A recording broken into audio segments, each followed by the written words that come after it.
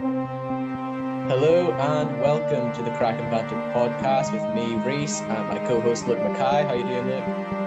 I'm doing very well. I am here of my own free will and volition, and I am absolutely not being extorted at all to do this podcast.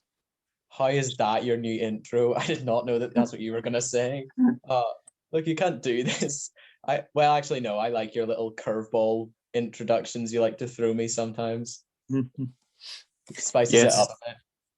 Curveball. I am not reading off of cue cards held by a masked man. Listen, as long as they're wearing a mask, look.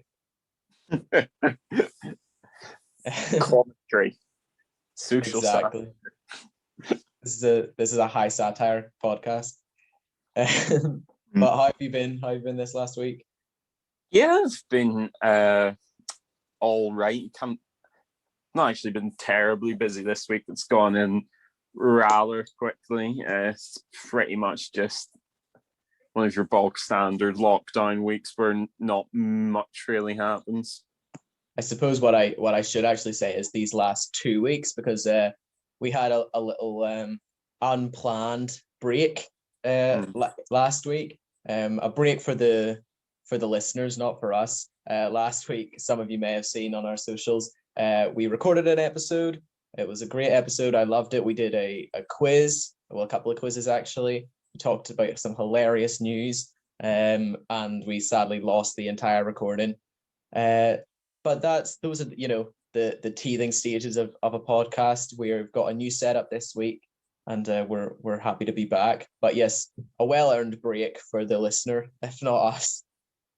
Yeah, but you've had your break, you've had your rest. Now you're back to listening to this podcast, and don't you forget your place. Exactly. The break was to prepare you for what could only be a harder series of weeks of listening. You've had a rest, and now we are in I was going to say the final sprint, but I don't know what the end goal is. So it doesn't end. We're like it doesn't end. It's the final sprint for forever. We're like Coronation Street. We'll just keep going forever. Like, even if it's not us, like 60 years down the line, where maybe we'll still be alive, I don't know, but we'll retire by then. This will be a new podcast. We'll be like Triggers Brush from Only Fools and Horses. The same podcast, even though the constituent parts change. Yeah, like the Sugar Babes. Yes. That is a perfect analogy. News of the week. We have some big trailers this week, but before we get into that, we have a couple of little bits and pieces. We had a couple of announcements. Danny Elfman will be scoring the Doctor Strange 2 Multiverse of Madness movie, which is cool. That's Danny Elfman's a great composer. He's scored lots of creepy movies, so that sounds good. Sam Raimi is directing that, and him and Danny Elfman worked on the Spider-Man movies as well. So I think that's cool. That's a cool get. Not massive news, but yeah, I like Danny Elfman's stuff. I mean, this is going to sound weird, but what concerns me is every part of this movie is shaping up for it to be an absolute slam dunk. Great director, great score, introducing the multiverse, great cast. Yeah. Which almost makes me worried. Like, can you have something that's almost too much of a sure thing? Like, it feels like it's like the expectation for this movie is just skyrocketing with every new piece of information about it. I suppose that is true. I mean, some of my favorite movies or favorite movie watching experiences, rather, are nearly always movies that I have no expectations for. So I suppose there is a worry of the opposite being true for certain things. I had that same thought with the more sort of whether it's rumors or actual announcements coming out about the new Spider-Man movie as well. About bringing in the other actors from some of the old movies and bringing back characters and things. And I'm sort of, part of me is worrying that it's like you're setting up a lot of stuff here that, not that I don't think you could pull it off, but it would worry me a bit. It's not like going to see an indie movie that you're just going for just see what it's like, and then it blows you out of the water. These are a big deal at this point. Yeah. I tell you what, though, I'd love, since it's Sam Raimi, it's the multiverse. If Ash, even if it's just the cameo of Ash from The Evil Dead, made an appearance. Yeah. I feel like it's the sort of thing that could happen, to be fair. Yeah, exactly. I think it's a waste of a multiverse movie if you don't throw in some little jokes and cameos and stuff. You may as well. I feel like it's wasting it if you just only do straight boring, just this is exactly what another universe is being like at the minute. Throw in like weird cartoon worlds and like you say, Ash from The Evil Dead, and like just random stuff. That's what I want to see in a multiverse movie, especially multiverse of madness. Like, you want to see some crazy stuff in that. Yeah. No, I mean, I think it's not like he's a superhero per se, but you'd actually see Ash working as part of the MCU, like not as a movie or anything or in any of the big things, but like sort of like a Disney Plus Ash series would be really cool. Yeah. I know there was Ash versus the Evil Dead on Netflix a while ago. I've been meaning to watch that, but I never have. I just think that's the sort of thing that would be cool. Definitely. No, I think there's so many great opportunities there, and in all fairness, I've not seen that much to come out about that plot wise yet at all. So I think it's, as you say, it's setting up to be a slam dunk. So Marvel has earned my trust at this point, so I'm not going to be too apprehensive. Another Marvel announcement, we sort of knew this was happening, but they just gave it an official title. They are on Disney Plus having a sort of not recurring, sort of semi-recurrent series, Marvel's Assembled, and it's basically just going to be a series of making ofs. So every time a new series or a new movie gets released, they'll release a making of episode of Assembled, which I really like. I knew they were doing these making of series, but I like that it's one sort of contained thing. So as soon as WandaVision finishes, we're going to get the making of WandaVision, and similarly with like Black Widow and Falcon and the Winter Soldier, all those things as they come out. And I really like that idea. I think it's a nice, because I saw a lot of people were sort of saying when this came out, they were glad to see this because as streaming becomes more and more popular, we sort of lose the idea of like special features or bonus features that you would have on a DVD or a collectible sort of Blu-ray or whatever. So I like this idea to compensate for that, because that is something that it would be a shame to lose out on. I'm just gonna be honest. I think it's a cool idea, but sort of behind the scenes stuff, strangely, it's just I've never gotten into it. But what I was going to say is my favorite bonus feature in any film's DVD ever is Shrek 2's Far Away Idol. Absolutely. With all the songs, and you had to pick the winner, and there'd be like Simon Cowell, and if you picked the wrong one, he made himself the winner.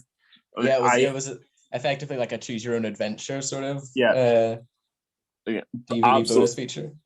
Absolutely, by far and away, my favorite was Prince Charming's "Too Sexy for My Shirt." Yeah, definitely. If you picked that, it didn't win. Shrek 2 is actually going to come up later in our topic for this week, so we'll come back to it.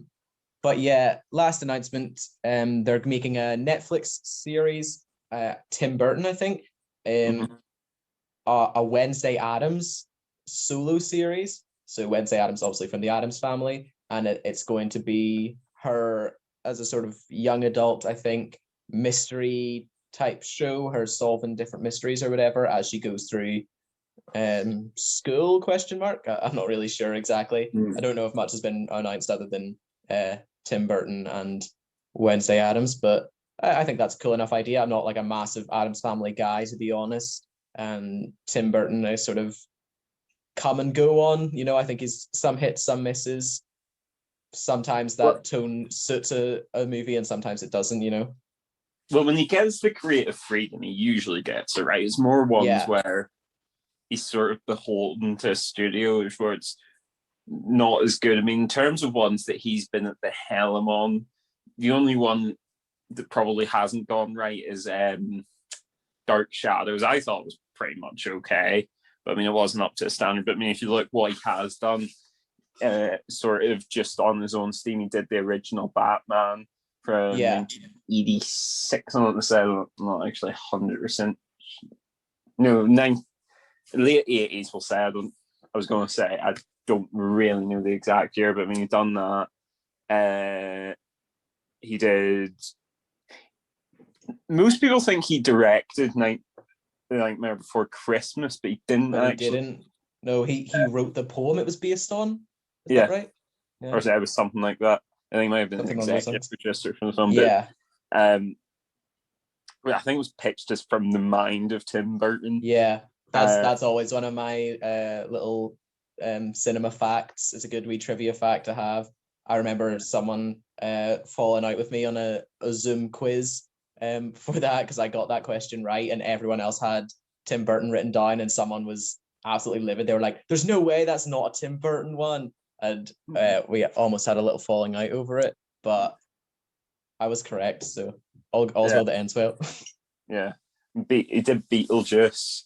Mm-hmm. Anyway, no, I'm just listening, so it doesn't matter. But I think if he is given his own creative freedom to do what he wants, and I mean, the Addams Family is pretty much a perfect fit for him. Yeah, I would have to imagine it'll be half decent at least. Yeah, I think we were saying in another episode, that Netflix have definitely proven their worth now with their original stuff as well. So it's definitely there's precedent for this to be good. I think Tim Burton definitely, what he does, as you say, when he has control and stuff, he definitely does well. It's maybe just not my particular favorite tone anyway. Maybe that's the thing that I don't really love.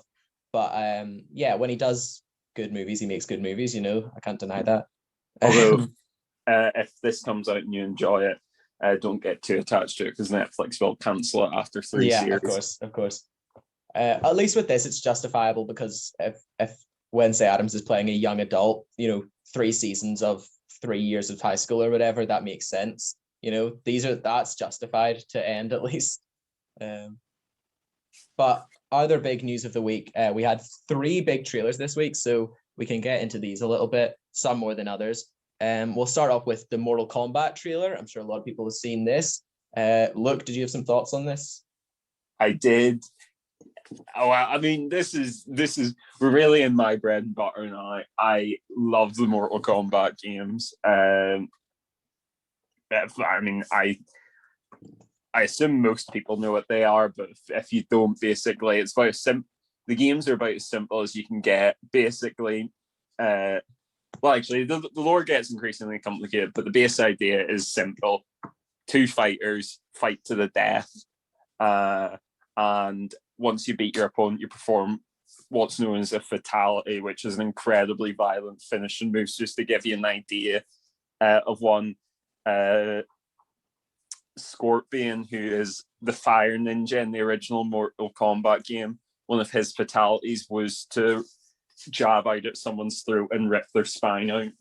So I mean, stuff like that. It's incredibly entertaining, but incredibly gruesome. So yes, it's a game that sort of it was famed because of its violence when it came out, but at least when it came out, it was still relatively pixely graphics and that sort of thing. But obviously, as it was so popular, its gruesomeness and violence has stayed throughout. It's been a consistency, but graphics have improved and improved to the point where in the more recent games, it is just horrendously violent and gruesome, very visceral fatalities. It's so in cool. Those games. It is very cool, but yeah, it's not exactly the most earnest of storylines or games. It is, as you say, very much a simple form of just 2 people fighting and really getting a punch up going. Anyway, so what about the movie though? This trailer, plot seems to be based on the original Mortal Kombat game, which was so there's 9 realms in Mortal Kombat, and each realm sends a fighter to the Mortal Kombat tournament. So that was like the plot of the first game. So this movie seems to be based on that plot. Plot doesn't really matter. What matters is the action looks so cool in the trailer, and it looks like it's not going to be watered down. I mean, the trailer features Sub-Zero, who's the ice ninja, freezing off one of the other characters' arms and smashing them. Yeah. No, there's some stuff that looks very cool in it. I don't know if it looks amazing to me, to be honest, but it looks like it could be good, and that's all we need. There's a famous sort of theory that it's impossible to make a good video game movie. To make an actually good, like undeniably decent movie based on a video game. And I think there's a lot of movies that speak to that. Some have come relatively close. I thought the Sonic movie was pretty decent for what it was. Some people say the Tomb Raider movie was good. Detective Pikachu, I would say that's maybe borderline, whether you could say that's properly based on a video game or not. Of course, there's like the Pokemon anime is so massive as well. So that's there's some gray area, but yeah, I think we're yet to have one definitive, like undeniable, no, this was a good movie based on a video game. And I don't know why that is, if it's like a curse or something, but do you think this could do it? I mean, I don't think it's going to, it depends what you want. I think it's going to, from the looks of things, have some really cool martial arts violence and action, which is what I want. I don't think it's going to be a Shakespearean level story. So I would readjust your expectations. It's not going to. I imagine it will very much be the movie equivalent of what the video game is. Yeah. So I suppose that's all you can really expect. But movies kind of success like that. Everyone loves Pacific Rim, and its stories basically.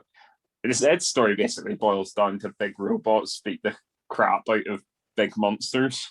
Yeah, and I love Pacific Rim, so fair enough. Your argument stands. Yeah. So I mean, as long as they say all the stuff like finish him, fatality, and the best part about the trailer wasn't actually the violence; it was Keanu's. I can't remember what he said. The Australian guy says, "I just says something that's really funny." I think we of course see his what I assume is a fatality. Well, it'd be impressive if it wasn't. Of course, this is only in the trailer. He grabs someone's heart out of their chest. So that's sort of and it like remains beaten in his hand. So that's what you can sort of expect going into this movie or game. I think that sets the tone pretty well. That shit was in Indiana Jones Temple of Doom. That was only like a 12. True. It got away with so much in those movies. Yeah, movies for kids. Definitely. Sometimes funny looking back at movies and being like, you could just do that. Okay, fair enough. I think those still hold up so well. I think just for pure cinema, you can't get much better than sticking on the Indiana Jones films. Oh yeah, definitely. All three of them, 3 and no more. Yeah. The 3 Indiana Jones films that exist in my head. But yeah, we had a couple more trailers. We had a movie we actually talked about in our first episode in our upcoming movies of 2021. The Cruella trailer. This, of course, being the Cruella de Vil 101 Dalmatians prequel movie, along the lines of your Maleficents and those sorts of things. We get to see the origins, the gritty, grimy, realistic origins of Cruella de Vil. Look, did you watch that trailer? Yes, and I would actually like to say I think I owe an apology because in our first, I think it was our first episode because we were talking about movies. I believe it was, yeah.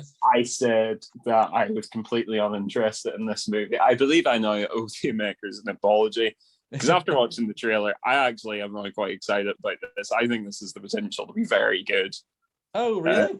Interesting. Yeah. Because I've sort of gone the opposite direction.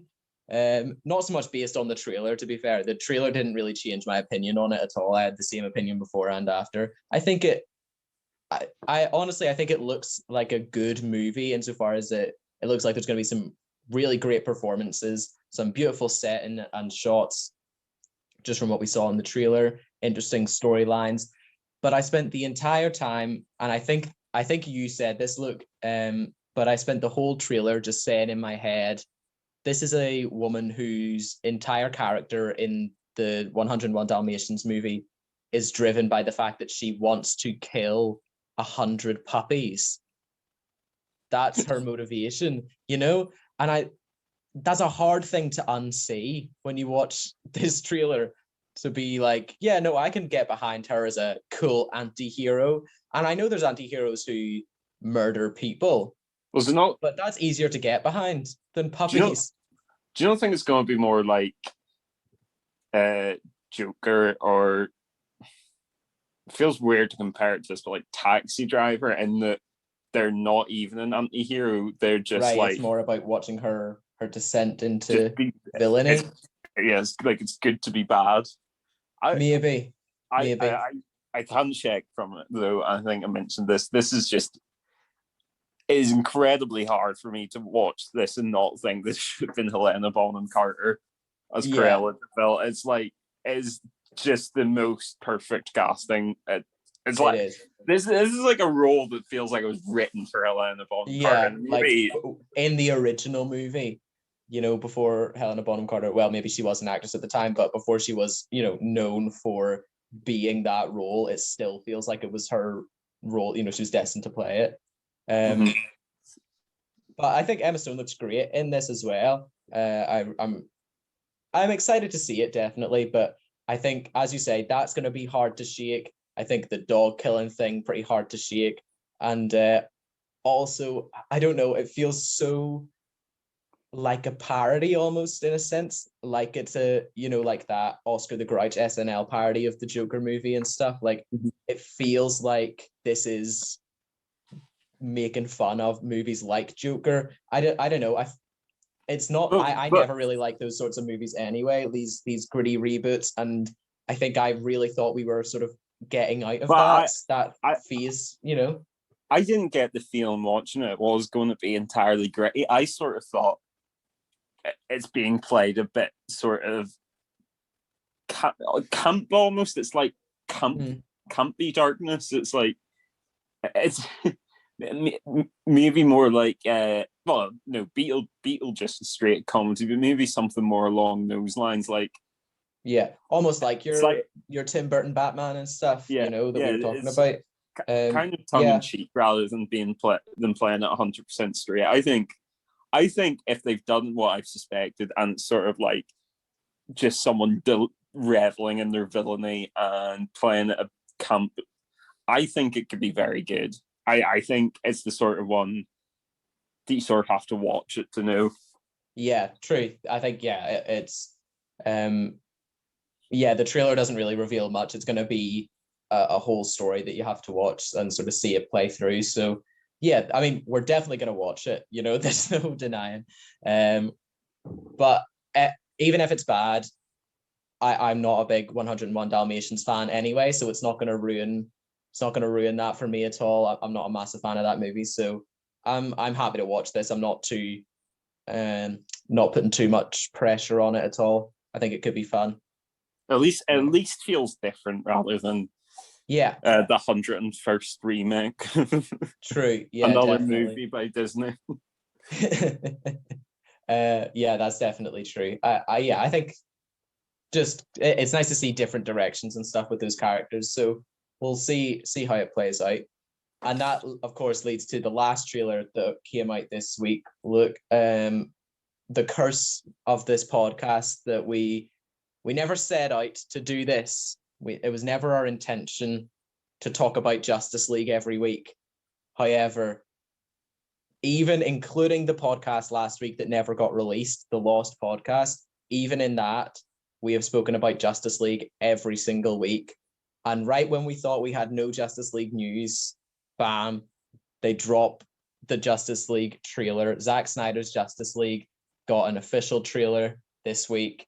Look, what did you think? I mean, I'll tell you what, I've got three main thoughts on this. The first is, the trailer looks decent. The trailer doesn't look bad. Okay, yeah. I'm not gonna. I don't have a grudge against the movie. I just think it's funny to rip the piss out of that. If it was I sort good, of have a grudge against it at this point. well, yeah, I'm gonna have to watch this movie. I would rather it's good. Okay, so that's my first thought. My second thought is, however, though, this trailer is basically all new footage, all footage that was deleted or edited out or new. So that's fine. That stuff looks good, but they still have to include the whatever it was, like I can't even remember. It wasn't actually a very long movie, was it? The original one's maybe like 2 hours or something. They still have to include they still have to include those 2 hours. Those 2 hours aren't going, they haven't been reshot. They're not going to be better. Yeah. That's my problem with it. We might just get a movie now that's got 2 good hours and 2 bad hours. 2 bad hours is still far too long to be a good movie. That's my problem with it. And my third problem with it is, the bit in The Simpsons where Bart gets the catchphrase, and there's the bit in the classroom where they go, "Say the line, Bart," and he says it and looks depressed. But you can change that now to "Say the line, Jared," because he said we live in a society in the actual official trailer. Yeah, they must have put that in as a bit of a joke, though. Surely. I refuse to believe that wasn't on purpose. Like, yeah, there's no way you can put that in. Like, this is good script writing without being like, no, this is a joke. It kind of is gone from sort of like, I saw someone describe as look in Suicide Squad as, and I presume what his original look was in that movie. I assume someone described it as the cashier at Hot Topic. I mean, he looks more like a Joker now, but now also kind of with his current clothes looks like some way half between a waiter at an expensive restaurant and someone who's saying, "It's not a phase, Mom." Yeah, I think, I mean, someone's definitely already made this meme, but I like the idea of the, like, that how it started versus how it's going meme. Yeah. That's what I like. How I like to imagine the Suicide Squad Jared Leto Joker versus the new Justice League one. It does look like Jared Leto's Suicide Squad Joker has spent a year in lockdown. That's sort of what the vibes that it gives me. Yeah, I'll tell you my thoughts watching this trailer, and maybe I have a bad habit of this now, talking about this right after the Cruella trailer. Maybe I have a bad habit of like only being able to focus on one thing in a trailer. First thing I noticed this in the last trailer, but I thought it was an artistic choice. Is this whole movie going to be in a square like that? In that weird, like, what is that? 3x3? I don't know. Is it bigger than that? That mad? It's just a square. The old aspect ratio was 4:3. Right. I don't know. I really hate that with the big black bars on the side. On the aspect ratio. I assume it's for the trailers like that to watch on mobile devices. Right. I mean, most films go for the aspect ratio that leaves a bar, the black bars at the top and bottom. Yeah, exactly. I don't know. I did see a breakdown of it. It showed the different aspect ratios, and it did make sense. But it also worried me slightly that this is maybe what we're gonna get, and maybe it won't bother me in the movie at all, and it's just a weird thing in the trailers. But I'm interested to see if they keep that aspect ratio or not, because it would be a strange choice. There's no camera that is going to be used on production like that. They'll give you an aspect ratio like that. Yeah. I also think, whilst they've not reshot scenes, I think they've CGI'd a lot of stuff. It can't even look like the buildings they were in were CGI'd. Yeah, definitely. And I think that was definitely a problem for me with the first Justice League movie that I watched half of. But that was definitely an issue with that movie, was that nothing felt real in it. Everything felt like sets or green screen. And that would be a hard thing to fix in this movie. I feel like that's going to be a Yeah, an issue throughout. I mean, this is something that is something that I agree with you. It has irked me from most of the new DC movies. They do CGI way too much stuff. I think looking at the gritty, dark stuff, surely you want to make it look as realistic as possible. So that means minimal CGI. I mean, I think the 3 Dark Knight movies. I mean, there was definitely some CGI, but was minimal. Like, I mean, and like making an effort to not have to CGI things so that it felt real. And when you punch a person and they fall over, it looks like you punched them. It doesn't look like you're hitting a green tennis ball and then they've CGI'd a parademon over it or whatever. I'm not gonna lie, it's kind of the problem. You go from a director like Christopher Nolan, who's like old school filmmaking, to Zack Snyder, I'm not going to give him shit for liking CGI. I mean, some of the movies he's used CGI for have worked really well. Like 300, definitely. It gave it a real comic book effect, having all that CGI, and it worked really well. Yeah. Same thing with Watchmen, but that was because they were going for a deliberately comic book appearance. But I think with this one, with like the current DC movies, for which he has set the tone for most of them, they're supposed to look gritty and realistic. But the CGI just makes them not look like that. Yeah, definitely. And as you say, this isn't us ragging on Zack Snyder at all, because I think some of the stuff Zack Snyder does is incredible. I think one of his biggest strengths is just like having really beautiful shots, single shots. Yeah. That, he's very good at making every shot have a purpose. There's a reason the camera is placed here, and there's a reason that the direction is set up a certain way. It's not, okay, you guys stand there and speak and we'll just film it here because that way we can have you both in the frame. It's everything is so deliberate with his movies. I think like I have the shot that always comes to my head is in Batman versus Superman, which I don't really love as a movie. The plot and everything I think is a bit but some of the shots in that are incredible. I think there's an unbelievable shot of Lex Luthor. He's walking into his lab or whatever, and he's walking through like the decontamination area or whatever, and it's just his feet like walking on this sort of grating, and there's the big heavy stomps as he steps, and it's just this incredible like making this normal human man, Lex Luthor, who obviously is smart and everything, but it's it's Jesse Eisenberg. He's relatively small, frail, pale little boy man, making him look like this incredibly ominous figure who could theoretically go up against Superman, who is a god among men. And that shot I always think is such a good shot of just him walking through that scene. So I think like there's so many things to Zack Snyder's merit, and I think that could, I think we'll definitely see a lot of cool stuff in this movie as well. So I'm just hoping, as you say, we have to watch it, so I'd rather it was good. Yeah, I mean, this is a movie that's already happened in the DC universe, so I'm not expecting like certain elements to change, but I'm sort of thinking like the future of the DC movies, there's got to be like a maturation of the Jesse Eisenberg Lex Luthor character, because I mean, I get sort of the angle they pitched at initially made a lot of sense, sort of like as a Mark Zuckerberg psychotic tech bro. Yeah. So, but I don't know if you can carry the character that way as a supervillain. I feel like Lex Luthor is sort of, as a character, grows to a certain gravitas. So I wonder if that going forward is something they're going to try and add as an aspect to the character. Yeah, I would like to see that. I think I would just like to see more stuff from DC. I think that's what it comes down to. I would just like to see more movies, and I don't know, them trying new stuff and not trying to reboot Batman and Superman every couple of years.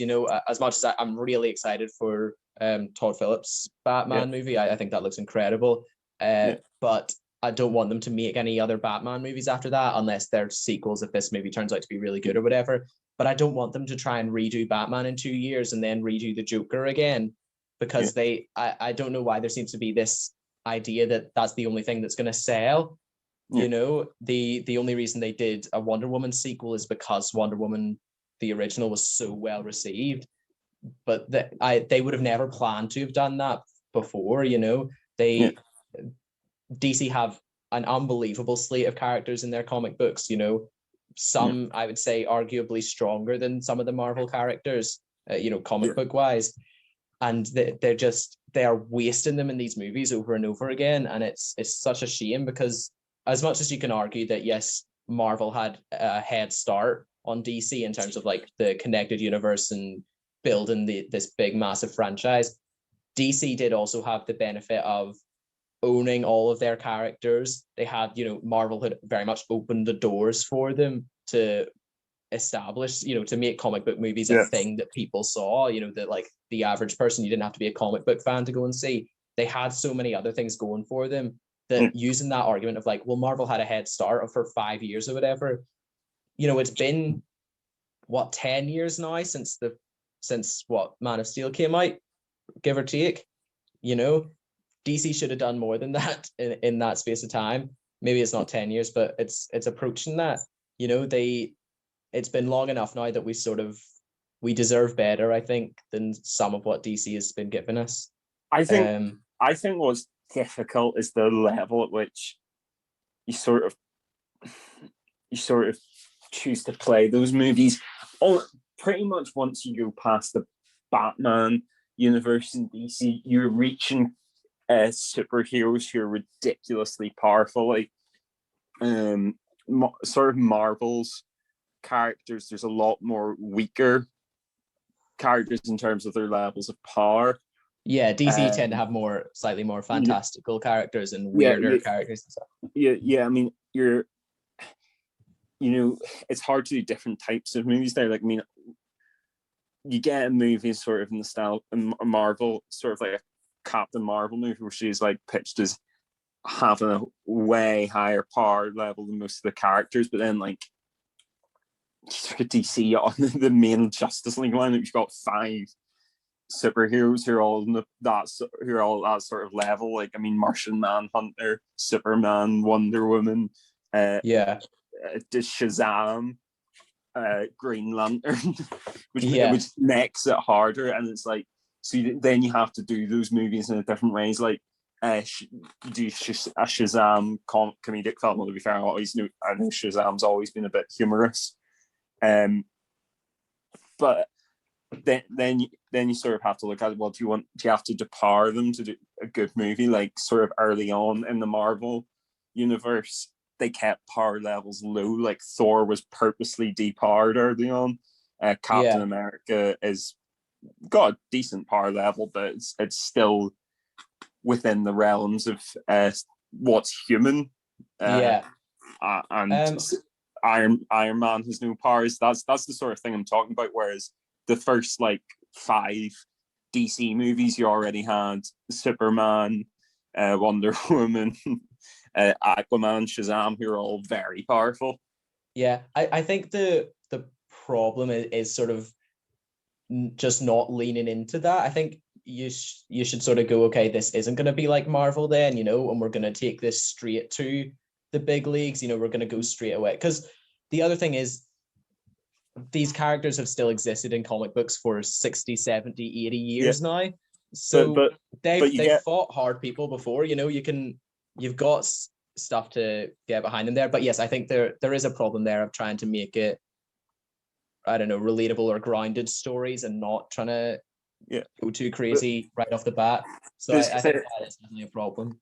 That is a problem in the DC comics. They've had to like reset the universe a few times already, because the power creep's absolutely absurd, and you get where you have to keep raising the stakes. So within if you have 20 years of Superman stories, you have to take him to the point where he's eventually got universe destroying levels of power.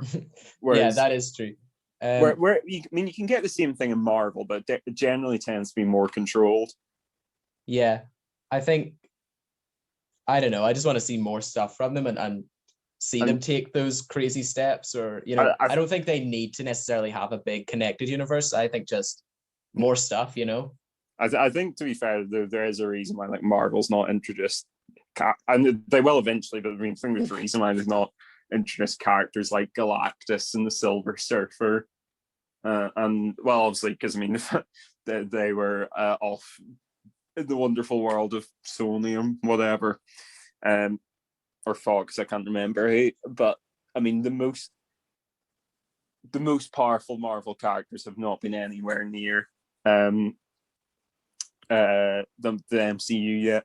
Yeah, and I think that is true. Like, to their credit, they've held off on both overly powerful heroes, and they've held off on using their really powerful villains as well, sort of for that reason. So they know if they bring in, an Adam Warlock or even a Captain Marvel, they've got a Galactus to bring in to combat that, so they've got these things established that it's like, okay, we're not going to bring in even Captain Marvel as an example. She only is introduced when we're right into Infinity War and Endgame, like we're right into, this is the big leagues now, so here's some real powerful people.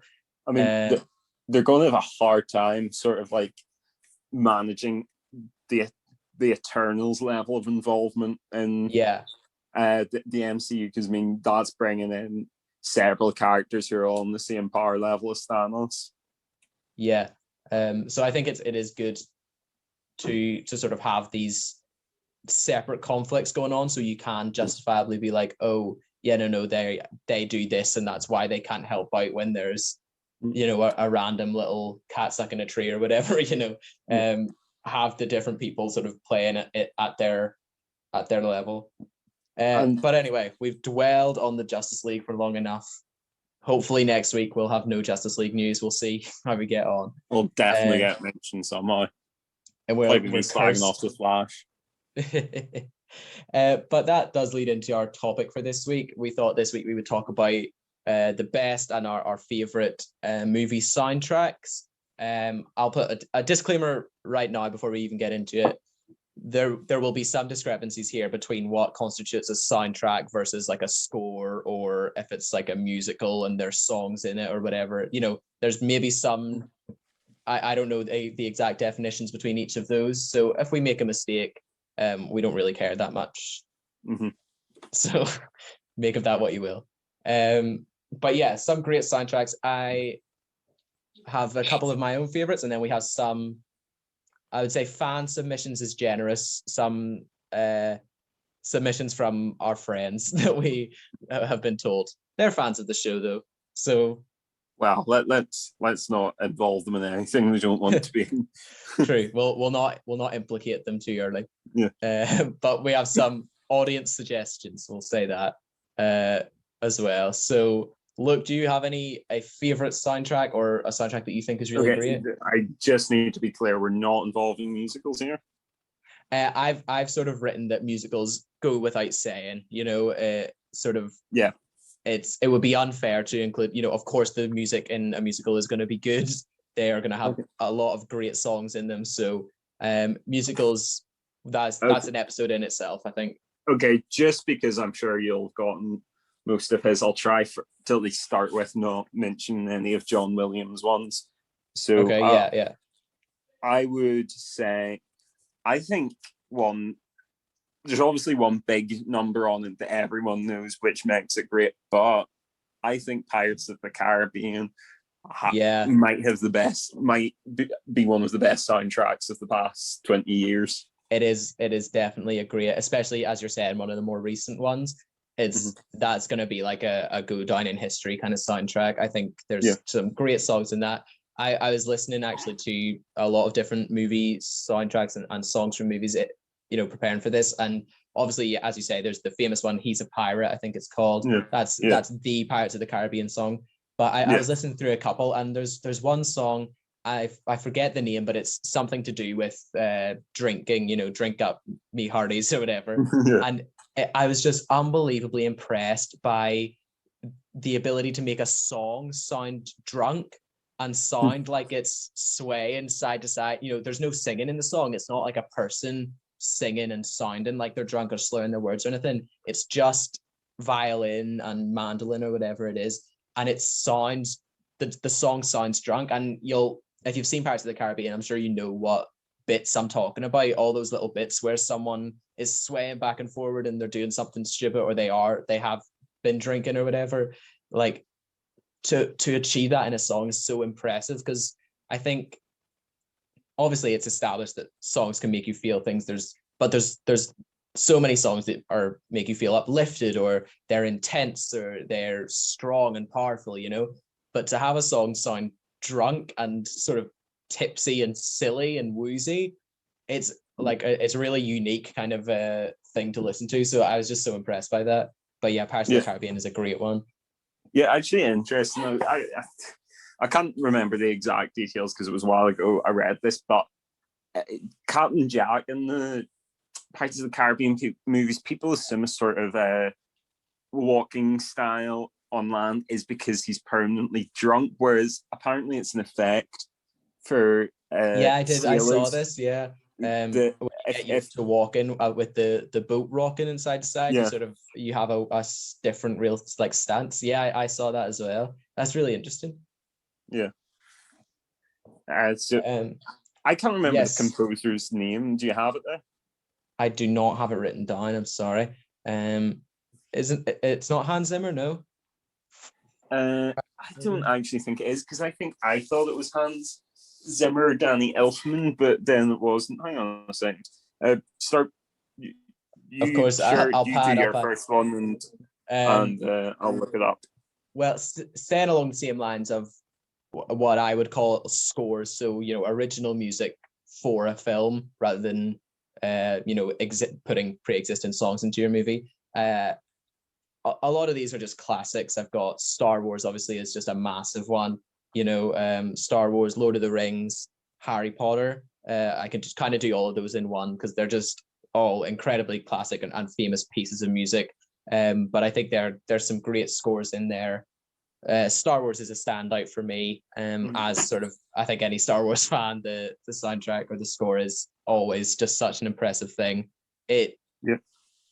Incredibly emotional pieces. Just I think in Star Wars is the biggest thing that not Star Wars would be nothing without the music, because it's still they're still great, but it's such a massive part of Star Wars that it really, you wouldn't notice how much it adds unless they weren't there. And even then that translates even into the Mandalorian series, that making the music for that was such a big deal. There was so much pressure on making a sound that was unique but also felt familiar in that Star Wars kind of universe. And I love the Mandalorian soundtrack as well. But there's something really special about that. I mean, the Star Wars soundtrack takes me back to my childhood. Like, I'll still get chills at the opening notes of, I think it's Luke's theme.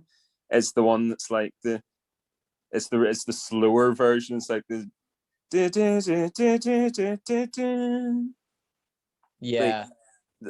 I've not done it too well there, but it's sort of like the one I think plays that sort of like usually the bit at the end of most movies after something emotional's happened. Like I think it plays when Luke's hearing something from Obi-Wan's Force Ghost at one point.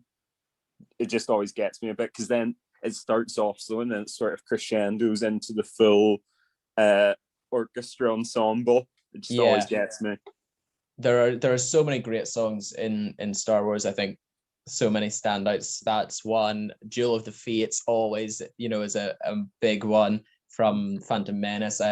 It's hard to not get excited when that plays. It makes you want to be in a lightsaber duel. The part of it coincides within the Phantom Menace when Darth Maul comes out and he does the first bit of the lightsaber, and then the second bit comes out and everyone's like, oh my gosh. There is part of it just coincides with that goes so well. I mean, I'm sure it was intentional, because I mean, John Williams, the man's a genius, but that's probably the best moment in the first movie, is that sort of like, I would agree. The duel with Darth Maul, but the bit where it's just like, the second half of the Seeing lightsaber comes the out double lightsaber light up, yeah. is like Especially an iconic moment. if you are any kind of nerd, especially, but if you love Star Wars, like that is just such an iconic scene, and it does, it gets you so hyped. It's just like, this is why I love Star Wars, seeing that with the music playing, it's like that just symbolizes everything that's so awesome about Star Wars. Also, let's be honest, who hasn't, like, just when they've been in the house on their own, played Imperial March at full volume and sort of like pretend that they were Darth Vader and felt like a badass. If you want to be threatening, that's how you do it, Look, did you find the composer's name for Pirates of the Caribbean? Yes. Hans Zimmer was involved. He, at least in the first movie, he was the producer, and Hans Badelt was the composer. Awesome. This just to give credit to him for his very good work. Excellent. Do you have another soundtrack there? Yes, I do. The Birdman's soundtrack. I haven't listened to that soundtrack before. I've seen Birdman, but I wouldn't have really thought about the soundtrack before. I wouldn't really say it's you need to listen to it. It's just, it is excellent at framing every scene. It's sort of just a mixture of like drums and cymbals and stuff. It works really well. Yeah, it's pairing to the movie. Yeah, like there's certain scenes. It sort of just helps build that tension really well. Yeah, I mean, there's not a lot I can say about it. I feel like if you're someone who's like really educated in their movies, like sort of it was their job, they could probably give you a breakdown analysis of why it works so well in that film. Yeah. All I can tell is it just does in a movie that's sort of based on like leading you into this guy having what amounts to a complete breakdown. How it helps frame that is so good.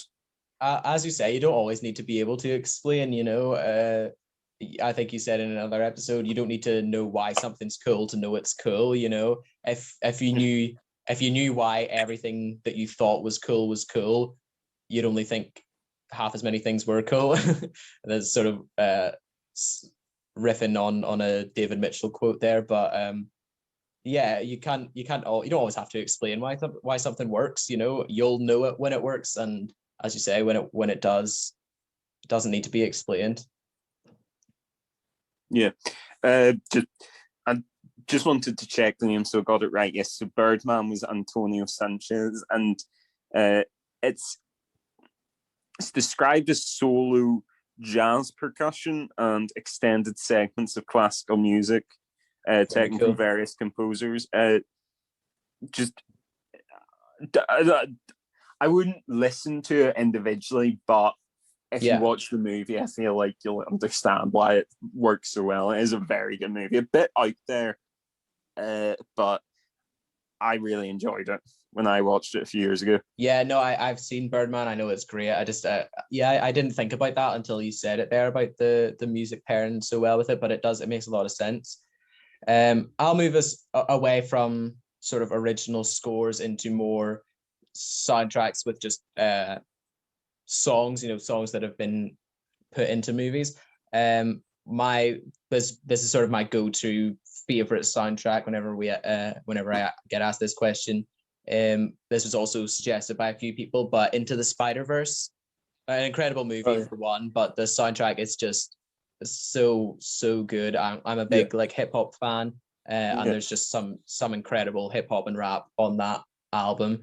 It's one of my favorite albums of all time, like without it even being such a good soundtrack. So to have it be an album that I love and it's just a soundtrack to a movie, like there's very few soundtracks that I would do that with, that I would say, no, that's one of my favorite albums independently of it being part of the film. As you say, like for Birdman, like those songs are incredible, but they work with the movie. You wouldn't listen to them on their own. I would listen to all of those songs regardless of the film or not. So that's absolutely a top tier one for me. So sort of that's like a bit different in that it's rather than being a scored movie, it's a movie that's got a playlist of songs to go with it. I think one that's like that. I think I'm going to be honest, sort of Quentin Tarantino soundtracks. I could talk about those all day. They're all brilliant. Yeah, definitely. I feel like I could for most about Quentin Tarantino as well, but I could talk about them all day. But I'm going to pick out. Well, I'll maybe give myself the luxury of two, but the one that would match up with this in terms of one that's got an album of songs to go with it is Reservoir Dogs. Yeah, it's got one of the best soundtracks to any film. I mean, everyone knows the interrogation scene where Stuck in the Middle with You by Steelers Wheels playing. Yeah. No, I think when it comes to Tarantino, I think the safe answer or sort of the go-to would be Pulp Fiction, but I think that's well deserved as well. Like for the soundtrack, just it's synonymous with so many of those songs that you sort of have to give it credit for that. So I think, you know, as much as that is like the basic safe answer, I think sometimes the most basic answer is the most popular for a reason, like, you know. Yeah. So I think Pulp Fiction is definitely up there for me as well. Yeah, and it works because it's not just great songs playing in the background of the movie. It's songs that enhance the scenes they're in. I mean, that Stuck in the Middle with You is not a song you would immediately think of if you wanted to have a torture scene in your movie, because I mean, it's not like a dark song or anything, but just the way it sort of like juxtapositions the casual cruelty of what the guy's doing in the film. Yeah, definitely makes it work really well. Sorry if I said I would give myself the luxury of talking about another one. It's in terms of Quentin Tarantino films that have been scored rather than soundtracked. The Hateful Eight is actually brilliant. It's what he did for it. Is he got in Ennio Morricone, who I think is now sadly passed away, who's famous for doing the music for The Good, the Bad, and the Ugly. You know that? Yeah. Well, I was just that was going to be my next one anyway. I was going to say along the same lines, because that's obviously is the same. It's the same composer. But yeah, absolute classic. That sort of it set the tone for so many westerns, you know. Yeah. So Hateful Eight was like completely new score by Ennio Morricone, and it works so well. It's classic. You can tell it's him because I mean it doesn't sound the same as The Good, the Bad, and the Ugly, but you can tell it's by the same guy. Yeah. It puts you right in the movie because it makes you feel like you're watching a classic western from the 60s or whatever. Yeah, definitely. Well, sort of departing from that a little bit, these more along the lines of the other Tarantino ones. I think you could say many of the Marvel films, I think, have great soundtracks, you know, all in. I think some of the scores are amazing. Obviously, the Avengers theme is, you know, a theme that when it started, I never would have known what it was, and now I could absolutely ring it off, you know, without even thinking. So that's a testament to the song. It's kind of been ruined by all the dumb memes that have like the bass boosted version. Yeah. But in terms of movie soundtracks, I think you'd be hard pressed to not mention Guardians of the Galaxy Volume 1 and Volume 2. Obviously. Absolute classic soundtracks. Again, same thing of just pairing so well with the film. And also I really like that it has an explanation in the film as to why Peter Quill, you know, these are the only songs he has from Earth, and they're all, you know, at this point, 30 years out of date. Which I'd find really funny that he's been in space for all these years in Guardians of the Galaxy Volume 1 at least, with a single tape in a Walkman, you know, and that's his education on all of Earth's music, which I really enjoy that. But yeah, it's just some incredible songs, lots of just famous songs that were great at the time anyway, but it's nice to have a little bit, there's lots of songs there that I wouldn't have known without the movie, so it's nice to get a little bit of an education on some classic songs that you might not have known otherwise. I know that sorry, go ahead. No, just because I've listened to those two albums so many times, and now to the point where if you're in a group and you start going ooga shaka, you can get everyone in with it because everyone's listened to it. Definitely. Yeah, I remember after seeing, I think Guardians 1, it might have been 2, but I think it was after Guardians 1, listening to the album and singing some of the songs from it. And I remember my mom being like, how do you know that song? I love that song, because she hadn't seen the movie yet or whatever. And it was nice, that's a nice little thing to be like, oh, this is a song I never would have known this song without having seen that movie, so it's nice to have that. Do you want to pick a favorite from each Awesome Mix? Okay, yeah. Well, I can pick from Awesome Mix Volume 2. I can easily pick Mr. Blue Sky by Electric Light Orchestra, simply because that, well, one, it's an amazing song, but also I very much associate that song with me and you and our extended friend group. I don't know why, if it was a night out we listened to it, or if we just all at whatever point agreed that we love that song.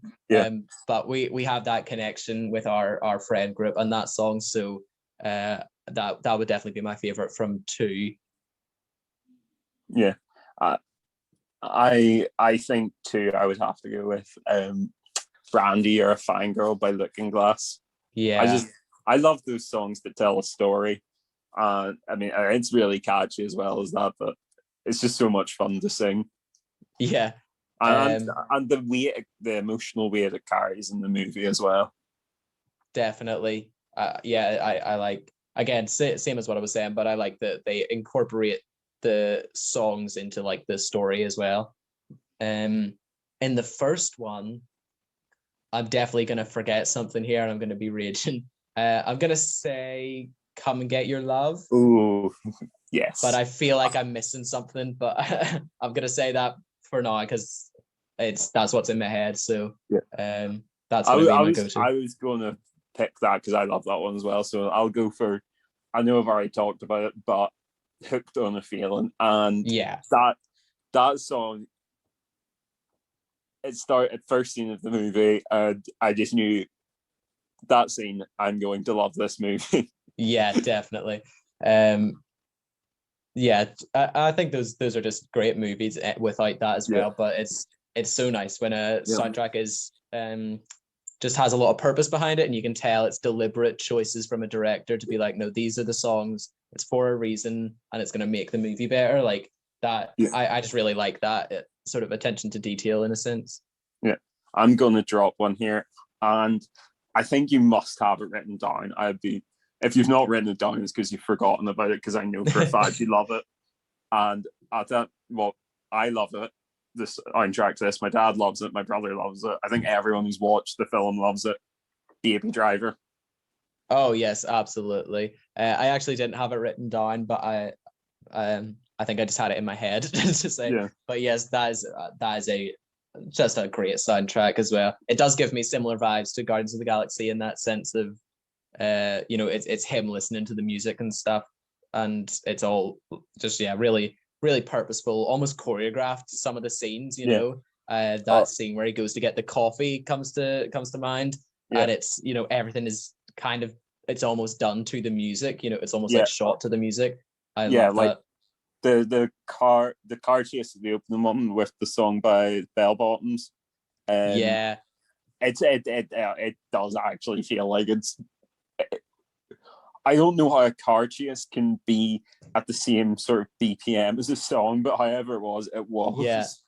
It's absolutely seamless how great integrated the music into the film.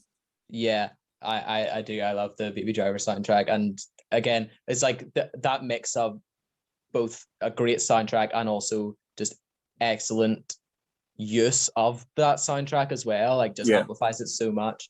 So that's definitely one for me. I'll bring us back to what we were talking about it earlier, but Shrek 2, famous for having an unbelievable soundtrack. You're so right. There, some great songs on its own.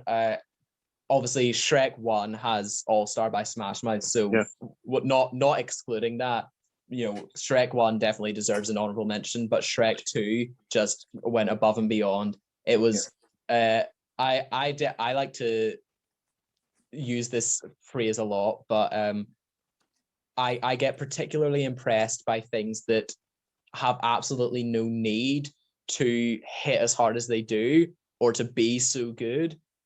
Shrek 2, there's no reason that it needed an unbelievably good soundtrack. It could have just been completely normal, decent songs, whatever. That's not really what this movie's about. And then for whatever reason, they're like, no, we're gonna make this absolutely slap. And I just respect that so much. It goes above and beyond. Funky Town by Lip Sync is now indelibly linked in my mind to Far, Far Away.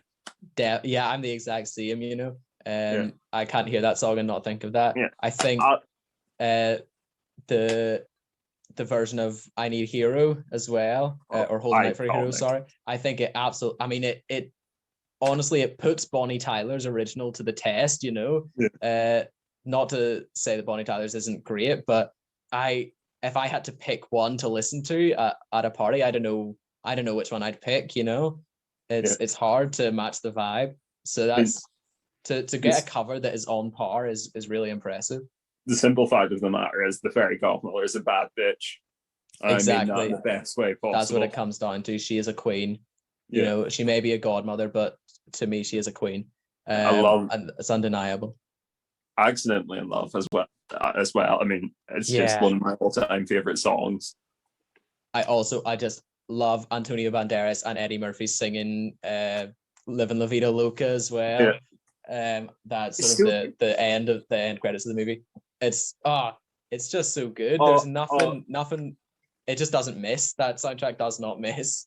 I tell you what, I know we could go on about every scene in the movie's got a great song attached to it, but I can't remember what the song is, but the song that plays when they're smashing up the potion factory is incredible. How well it fits with that scene. Yeah. I can't think of what it is either. I think Shrek 2 is also just a great movie. I mean, as far as the sequels go, that is up there with the greatest sequels of all time. I think it's such a great movie. Unironically, like, this isn't us saying, because it's from our childhood or whatever, is a bit of a joke. That it's a genuinely great movie with a great soundtrack. Those movies hold up because I watched them at Christmas. Absolutely, yeah. I think they're a great Christmas watch. Very easy to watch, but always impressive. Yeah, I'd give an honorable mention. You already talked about Shrek 1, but like Shrek 3, the bit where the princesses attack the castle and Immigrant Song by Led Zeppelin plays is incredible. Immigrant Song, I feel like that's a bit unfair because you could just play Immigrant Song over any movie scene if you want it to be badass, So it's sort of like it covers all sins. Led Zeppelin covers all sins. But it's the absolute U-turn, like the context of the scene does, where it's just like, I think it's Snow White does the singing and all the birds land on there, and then the music just switches to Immigrant Song. Yeah. It's chef's kiss. True, yeah. I mean, Immigrant Song, like, as I said, it does a lot of favors when you want to make a scene look cool, but to have it in a Shrek movie is it's the icing on the cake, really, to be like, nah, we're going all out here. Just this once. Forgive me, master. But yeah, do you have any other honorable mentions before we move on? Well, I just think you got through John Williams. I think you can just spend hours, but I mean, you gotta say, like, Jurassic Park, iconic, Harry Potter, iconic. And I know earlier mentioned Star Wars. I think he was Jaws as well. I mean, the man's resume is insane.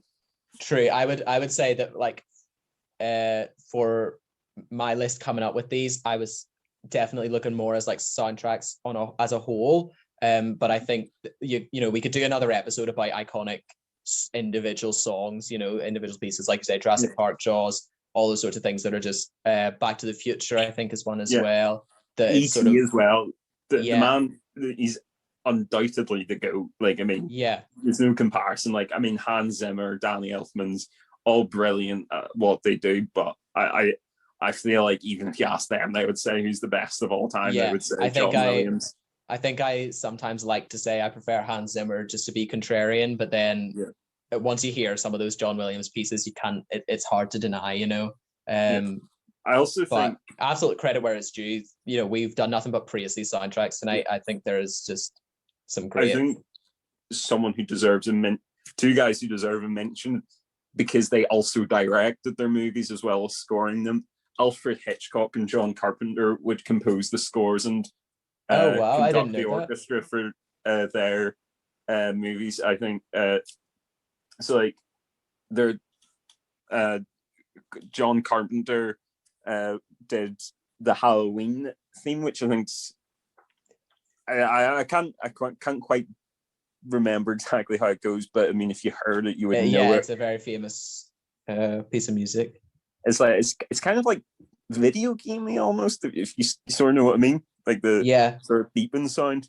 But I mean, I think to have the range of talent to be a world-class director like those two were, and to also score your own movies it's a level of talent that, you know, we don't exist. We're not in the same plane of existence as that level of talent. Like, I can even sniff that level of talent.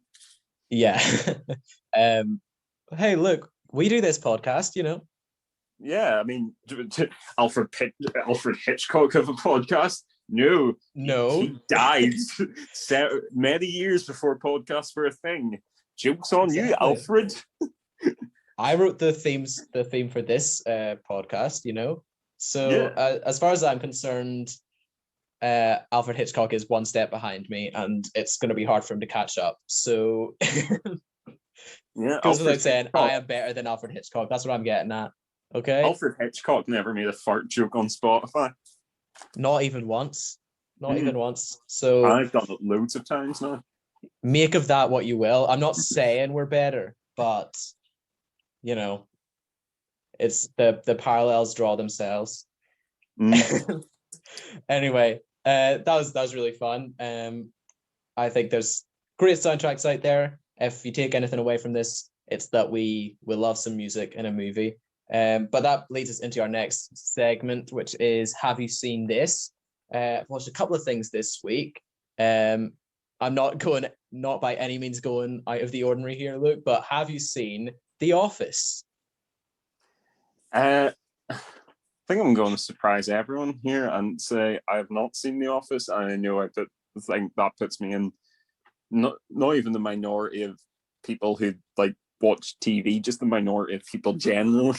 Yeah, I did not know that you hadn't seen The Office. I'm currently I have seen The Office before, but this is my first time watching through the American Office just start to end. I've never, watched it all. So I'm currently just finished season 2, starting season 3 of the American Office. I've watched a lot of the UK Office before. I think it is hilarious, but it is much harder to watch than the American one, I would argue, because it is just so unbelievably cringy that it drives my anxiety up watching the UK Office because it's just too real. But I think it is hilarious. Like that's to its credit in a sense, because it's so funny. But the American Office is such a great watch. I hardly even have to recommend it. I'm sure anyone who's listening has probably seen it, or at the very least is probably on their list to watch at some point, but that's what I've been watching this week. Very good. I have, to be honest, I very much feel like I've watched very, very little TV this week, so I'll just go for a historical pick again, something I've watched previously, and say, have you seen Deadliest Warrior? I have not seen Deadliest Warrior. Look, what's that about? This is like, okay, I'm not trying to be sexist here and draw say, man, watch this, woman, watch this, but you know how there's trash reality television that is more watched by women than men? Is that a non-sexist way of saying it? Things like Keeping Up with the Kardashians and whatever. the demographic is just slightly gender skewed. Yes. Obviously, men can watch Keeping Up with the Kardashians. Wouldn't be my personal choice, but not because you're a man, because you have taste. Yes, it's because I have eyes and ears. The reason I don't watch Keeping Up with the Kardashians. But basically, Deadliest Warrior falls into the demographic of trash History Channel filler TV for men. It's the fast. Yes. It's the fast food of the TV world. It's up there with your like 50,000 Hitler documentaries a week on his like super weapons, ice road truckers. It's fast food TV that's mainly aimed at men. But I will caveat by saying that I absolutely love Deadliest Warrior. I do love those types of shows as well, to be honest. It's, we did just roast people who watched Keeping Up with the Kardashians and then instantly ate our words as we both describe how we love to watch Storage Wars or Duck Dynasty. Feel free to roast me for this. This is not high quality TV. But anyway, last episode was years ago. It was like early 2010s. But basically, boils down to a really simple concept. Two warriors from history are pitted up against each other, and they try to work out who was the deadliest warrior. Now you explain it, I have seen this before. Yeah. Now the question you're thinking, do they use science to do this? Analyze their tactics and other actual things like that using experts? No.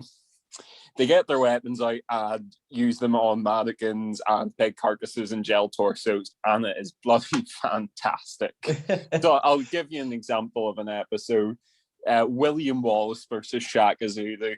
They get out a big Scottish guy, give him a claymore sword, and get him to chop like 3 fake skulls off of bodies, and then say, "Dude's sword was hype as a word that you can say on a PG-rated podcast." I love that idea. I love the idea of pitting these warriors against each other, especially in the example you've given there, 2 military generals to pit them against each other. Arguably, two warriors who, while deadly in their own right, won their battles because they had incredible armies behind them. But I like the idea of no, let's just see what would happen if you put those 2 in a ring together. Yeah. And then the crowning moment of each episode is they visualize the results given out by their computer in a acted out fight between the two of them, between the 2 competitors, that usually ends with the win coming from something really, really dumb, like in the Teddy Roosevelt versus Lawrence of Arabia fight, where Teddy Roosevelt grabs Lawrence of Arabia's robes to pull him in and stab him. Wow. Yeah, that makes a lot of sense. It is 10,000 years ago, our ancestors had to hunt for food, and there was a constant threat of death from every angle. I sit on my ass and watch TV like this, and that is the beauty of what being alive is. Look, I think you find the meaning of life. Whether you meant to or not, I think you've got it. Just listening to that, I absolutely want to do something along those lines as an episode, a Deadliest Warrior-esque episode, maybe with fictional characters or with I don't know, a slightly different theme maybe. But I'd love to. I think that's a great thing to talk about. That stuff is basically inspired. But you would have those arguments with your mates where you just like pick 2 characters or whatever, and then you'd argue about like Jason versus Michael Myers or whatever, or like Batman versus Iron Man and stuff like that. Yeah, but I like this idea of just it being ridiculous. So I think we'll come up with some kind of way to do an episode along those lines, because that's really funny to me. But that just about does it for us. We'll wrap things up around here. Pretty long episode, actually. I really enjoyed talking about that today. Yeah. This has been the Crack and Banter podcast. Look, sorry, you going to say that? No, I didn't. I wasn't saying I didn't enjoy. I was going to say I didn't actually realize how much there was to talk about film scores until you got into it. That was actually and not like next week or anything, but I feel like that's a topic we could revisit down the line. Definitely, yeah. I'm sure we can come back to this. That was some really kind of fun way. today. I really enjoyed that. Yeah. But yes, you can find us on all our social medias. We're on Twitter, Instagram. We have a Reddit now as well. Look, you made a subreddit, which is excellent. You can find us there, Crack and Banter Podcast. You can send us an email, crackandbanterpod@gmail.com. No capitals, no underscores, crackandbanterpod@gmail.com. If you want to send us an email, if you have a suggestion or a question you want to ask us, send it through there and we'll see it. Put us in your top 8 friends in MySpace. Yeah. Put us in your MySpace. Send us a job application on LinkedIn. Of course, you can send us a LinkedIn. Cyberbully us on Vivo. Find us on Vivo. But yeah, check our socials. If you want to follow us, share with a friend. You can leave us a review. Follow the podcast, add it, whatever you want to do. That would be excellent. We'll be back next week. I don't know what we're going to talk about next week, but we'll have something. Fingers crossed our recording works and all. If that all goes well, this has been the Crack and Banter podcast. Luke, you want to close this out? Yes. This is Luke Mackay signing off by telling you to eat your fruit and veg and tell your dog that you love it. Or if you don't have a dog, tell your favorite inanimate object in your house that you love it. Excellent. Thank you very much. Thanks for listening. We'll see you all next week. Bye-bye.